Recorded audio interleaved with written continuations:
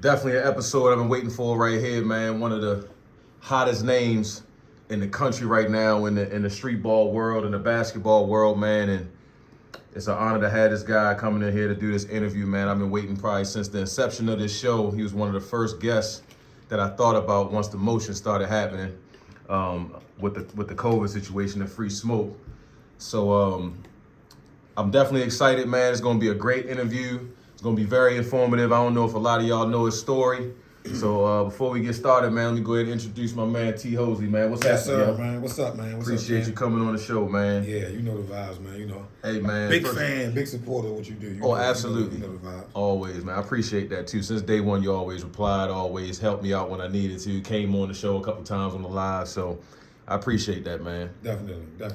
First things first, man. How you feeling? How's everything going for you? I feel good, man. I'm in a great space mentally. You know what I mean? Physically, everything. You know what I mean? I feel good. You know what I mean? I'm just ready. You know, ready to get to work. You know what I mean? Well, you know, we're gonna get into what we talking about, but yeah, I'm as far as how I feel, though, man. I feel good. You know what I mean? My mind clear, all negativity. I just feel good, man. No, that's what's up, man. That's it. Mental strength is the best thing to have right now in these days. So it's good to hear you doing well and you're balancing your lifestyle and your hobbies and everything is working out well for you right now. So without further ado, I always like to give people the background story of the guests that we have on. Because like I said, a lot of people know who you are, but they might not know your background. So if you could real quick, let us know where you're from, where you were born and raised at.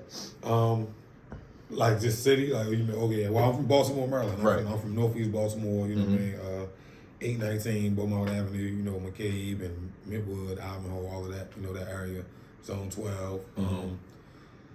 Around my high school years, I moved to Parkville, Maryland. You know where I went to high school at. So, you know what I mean? I met a lot of people. You know, both sides. You know what I'm saying? Yeah. But I mean, basically, I'm from Northeast Baltimore, though. So okay. Normally, the reason, and a lot of the guests that I've had have been from Baltimore, as you can see through the guests that we've had.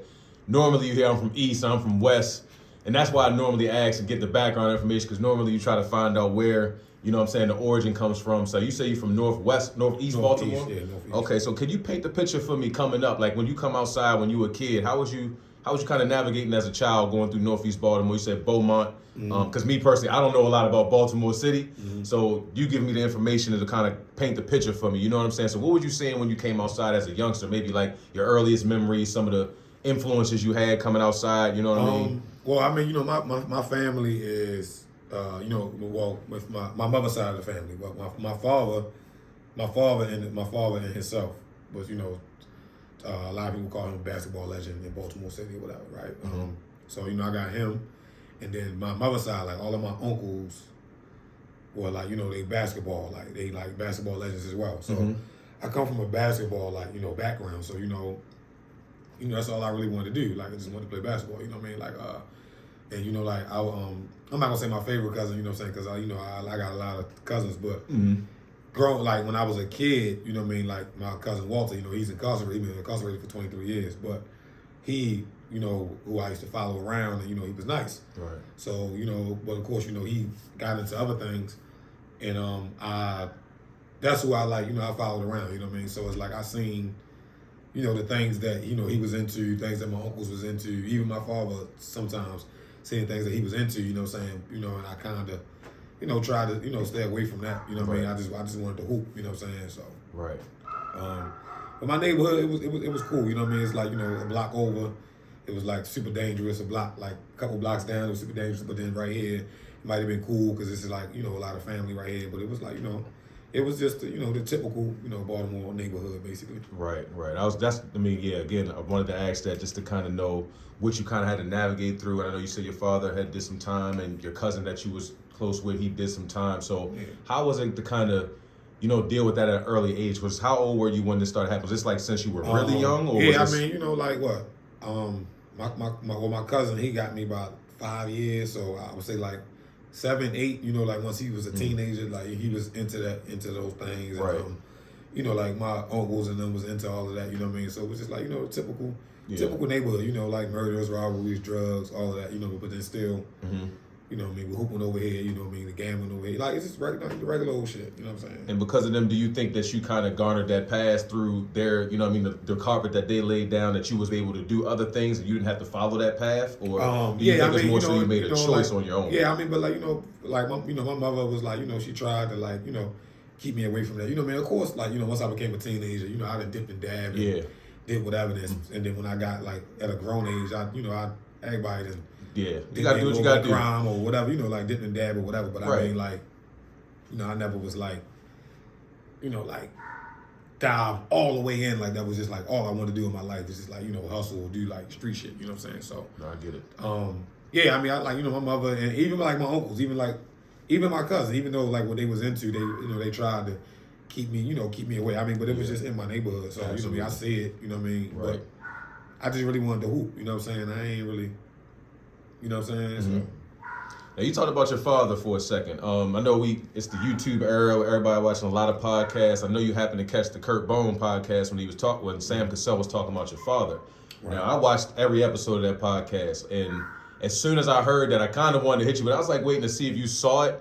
How did you kind of feel about that, and what are your memories of your father as a basketball player, if you have any, other than what you heard? Yeah, I mean, well, it's kind of like, let me see. So my father was 23 years older than me, right? So when I'm trying to think. So when he's, I don't want to fuck my math up, right? Sound dumb as shit. So when he was like 35, that means I was what, 12, right? Yeah. Mm-hmm. Yeah. So 12, 13, 14. So he like 35, 36, 37, like me now. Right. So I seen him like hooping the leagues. I used to see him, he used to fuck shit up. You know what I'm saying? I used to see him get 40s, 50s, and all kind of shit. Like, you know what I mean? Still could dunk and all that. You know what I mean? So I seen it, but of course I didn't see the BNBL or the Project Survival, the, you know what I mean, the neighborhood league, like the hood leagues and high school, and then, like all of that. Yeah. Or like the shit Sam was talking about, you know what I mean? Like I ain't see none of that, you know what I mean? So, a lot of it be like, just like a, like I hear how good my Uncle Steve was, you know what I'm saying? Like, and it takes, like when I met Skip Wise, right? The first time I ever met Skip Wise, they, I always forget the man's name, right? He was like the all-time, like the biggest coach down at Lafayette, right?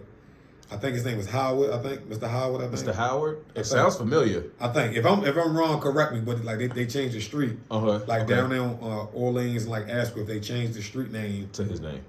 Right? So they all these East. Well, it was West Baltimore too, but there was a lot of East Baltimore basketball legends out there. Right. And I met Skip Wise, and I asked him. I was like, "Yo, was my father the shit?" He was like, "Who your father?" He was like, "Oh yeah, hell yeah." Your father was the shit. But Sam already told me my father was the shit. Right. So I already kind of knew. But I asked him, was my Uncle Steve the shit? Because a lot of people in their age, and I mean, it might have been a little biased because it was in my family. So they were saying he was like, close to like Skip. But I'm like, well, the way they talk about Skip, you know what I mean? That's your cousin Steve you talking about, or your Uncle father? Steve. Oh, your Uncle Steve. Okay. This is on my mother's side. Gotcha. Uncle Steve. And Skip was like, man, your Uncle Steve should have been in the league. You know what I'm saying? Like, he was like, he should have been in the league. He said he was the shit. So it's like, it be taking things like that for me to hear, that be like, oh, okay. All right, so this shit you saying really, even though I know they not lying. Right. But it's just like, I'm, what I mean, y'all 60. Yeah. 55, like I never, it wasn't no footage, so I don't see, I don't know. Yeah. But, you know what I mean? But it's just like little shit like that, like it just be like, all right, cool. That's dope. Like you make it more believable, like to me, like from my mind. You know what I'm saying? For sure. Okay. So it seems like from the childhood on, I always ask, like, was it just basketball, or did you indulge in the other sports too, or was it kind of just you had a one-track mind with basketball? I mean, I like football too. You know what I'm saying? But I'm gonna tell you what's crazy, right? With football, I always make this joke, like when I was like a running back and shit, and I got hit like something crazy, pause, right? So. And I was like, man, god damn. But I mean, like, I was like, all my cousins was rough, so that wasn't really no problem. But I'm gonna tell you what's crazy. Like I said this one time, right? And rest in peace, Gerald. I said this one time around Gerald, and he was like, how the fuck? You know what I mean? I'm gonna tell you what I said. So it was like, what I hated is like when you get tackled, right? And like the power on top of you for real, it'd be hard as shit for me to breathe. And he was like, nigga, with your motherfucking nose, you know what I mean? So, Yo, Gerald. But I used to hate that shit. So that's why I was like, man, I'm like, man, I don't like that shit. I'm like, man, why the fuck y'all can't just tag one nigga and then just get up? Like, you know what I mean? I'm like, that shit. I don't know if it was like anxiety or something. I don't know, but that shit used to make me mad. So like, that's why Okay. You know what I mean? I don't know, but I just shied away from football for real. I like the football, but I shied away from it for real. So But basketball always was number one. Always basketball though. I mean, it's kind of easy based on what you're telling me. Everybody around you's playing. And yeah, I mean that's another thing. Like everybody could play. Okay. So that's what they was doing. So I was like, oh, my cousin could play. I want to follow him down the street. But like I said, I can't really follow him down the street all the time because he might go hoop, but then he going over there, bit by boom. So right. But still, it's like I want to hoop. So then when he come back, now I'm showing him, look, I can do this.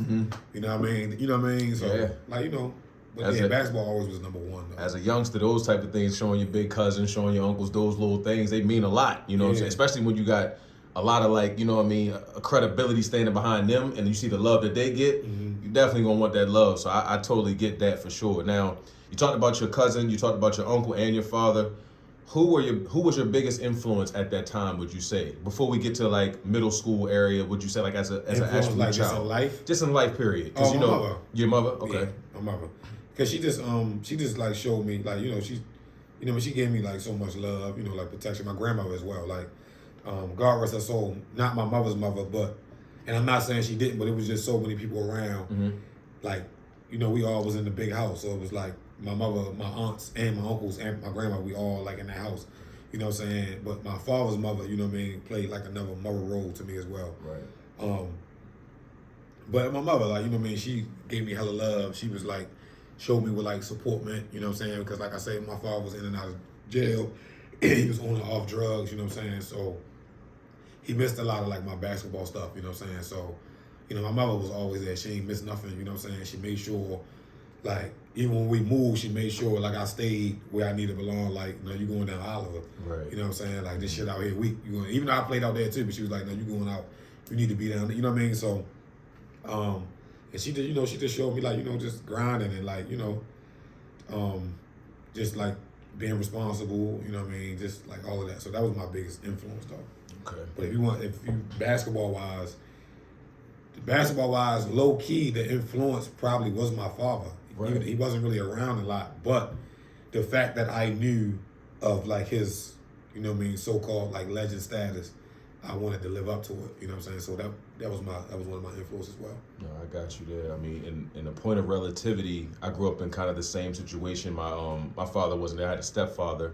He was kind of in and out on drugs and stuff like that too. So as a young child like that, did it kind of fuel you? Did it anger you? Or did it motivate you? What kind of feelings did you have behind those events that were happening? Because he's in and out of your life, but he's such a big influence at the same time. So how did you kind of navigate that? Did it motivate you? Did it piss you off? Yeah, did it make you want to? It built a lot of anger up. You know what I mean? But I just still wanted to. I always wanted to be because it was always they used to always call me Lord World because they call my father World. Right. So they used to call me Lord World. So I always used to be oh, that's World son. You know what I mean? That's Terry's son, blah, blah, blah. So I ain't want to be no shit. You know what I'm saying? I wanted to be you know what I mean? Oh, shit, that's Terry. You know what I mean? That. Right now, with all I've done in basketball, when my son Tyson gets older, and if he starts playing, you know what I mean? If a motherfucker look in the crowd and say, oh, that's Terry's son. That's T. Hosley's son. You know what I mean? Right off the breaks, somebody might expect something Absolutely. Oh, all right, let me see. Or let me give him a look. You know what I mean? And if it's if it looked like what I would hope it's going to look like, then they could be but if it just looked like it's a regular kid, they'd be all right, that's you know what I mean? But I wanted it to be all right, World the shit, that's Lord World. I want them to be oh yeah, shorty nice. Shorty nice. You know what I'm saying? So for sure. So that was always motivation. I just wanted to be I just wanted to be one of the best niggas. You know what I'm saying? Absolutely. You know what I mean? It's really hard. In our city, it's really hard to it's hard to be looked at as the best. Period. Especially if you didn't go to the NBA. We're gonna be real. So I mean, I just want at least in my era to be one of the best. You know what I mean? I know there's a couple people might say I'm the best. Couple people might say it's I don't know, it's Kill. Somebody might say it's Will. Somebody might say, you know what I mean? Yeah, for sure. Mo. You know what I mean? It's going, but as long as I'm amongst the best, I was cool, and that's what I wanted to be. Absolutely. I wanted to be among the best. Absolutely.